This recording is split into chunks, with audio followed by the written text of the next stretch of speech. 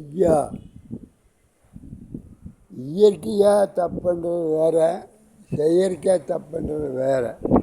ரெண்டு விதத்தில் கட்சியோ ஒவ்வொன்று அது கூட சேர்ந்து திருவாத்தாங்குள்ளே சேர்ந்தாட்டு. திருவாத்தாங்கட்சிங்கிறது இது அந்த 3 பேர் ஆண்டதை பைத்தியகார்த்தம் பண்ணி வச்சுட்டு ஆடிட்டு இருக்கிறார். அவரோடு ஒரு தனிப்பட்ட முறையில் ஒரே ஆள், வேறு ஆள் இல்லை. அந்த ஆள் பண்ணுற வேலை ஏகப்பட்ட வேலையை பண்ணி விட்டு போயிட்டார். எல்லாத்துக்கும் மூளை கெடுத்து விட்டார். கம்முன்னு போன இந்த வண்டியை கெடுத்து குடிசேவர் பண்ணி விட்டு போயிட்டார். அதுக்கு வேண்டி அதிமுக, எம்ஜிஆர், ஜெயலலிதா கட்சி இருக்க தொண்டர்களோ இவங்களெல்லாம் சரி பண்ணுறதுன்னா நம்மளுக்கு மூளை பத்தாது. அவங்களும் அதிகாரம் பண்ணிவிட்டு மேலே ஒரு 36 மந்திரியும் ஆடி தெரியுறாங்க. அதில் அவங்க நல்லா ஆராய்ச்சி பண்ணி கண்டுபிடிச்சிட்டாங்க. நம்ம இங்கேயே ஜெயிச்சுட்டு இருந்தால் நம்மளுக்கு 10 பைசா கிடைக்காது, விஜய் கட்சிக்கு போனால் தான் லாபம் உண்டு அப்படின்ட்டு போயிட்டாங்க.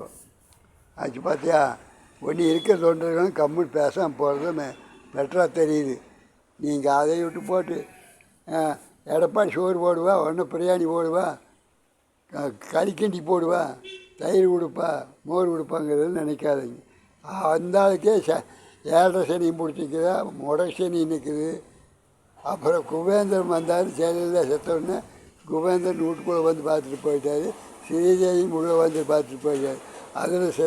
அதில் சம்பாரித்த சொத்துத்தை வச்சுருக்கார் எடப்பாடி. எடப்பாடிங்கிறது யார்?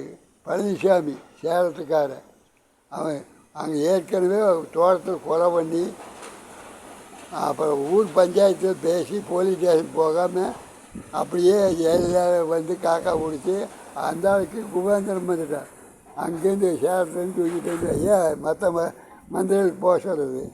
போக முடியல பாரு. அந்த குபேந்திரன் அங்கே வரல. அந்த ஸ்ரீதேவி இல்லை, அந்த ஸ்ரீதேவியோட அக்கா மூதேவி வந்துட்டாலும் இல்லையோ தமிழ்நாட்டுக்குள்ளே அவன் கொண்டு வந்த அந்த ஆள் அவன் சொல்லக்கூடாது. பாவம் முன்னாள் முதலமைச்சர் எடப்பாடி பழனிசாமி அவர் தான் 4 வருஷமாக பண்ணை மூட்டி விளக்கு பற்றி வச்சுட்டு போனார் தமிழ்நாட்டில். அதையே மீண்டும் திமுக போச்சாதுன்னு திமுககார எடப்பாடி இது வந்து கொரோனா வந்த காலத்தில் எடப்பாடியே பண்ணையை முடிச்சுட்டு போனார்னு ஓட்டு போட்டார் திமுகவுக்கு, ஸ்டாலினுக்கு. வணக்கம். அடுத்த கட்டத்தில் சொல்கிறேன். இன்னைக்கு 4 தேதி 4/5 6வது மாதம் 7வது மாதம் 1926. வணக்கம். அடுத்த கட்டத்தில் சொல்கிறேன். வணக்கம்.